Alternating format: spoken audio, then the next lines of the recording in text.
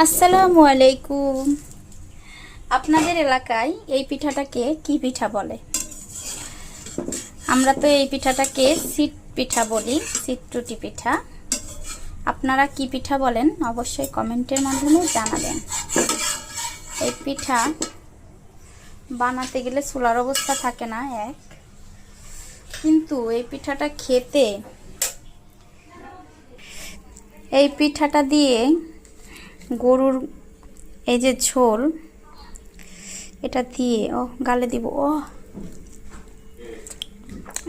কি যে মজা! আসলে যারা না খাইছেন তাদেরকে বলে বোঝানো যাবে না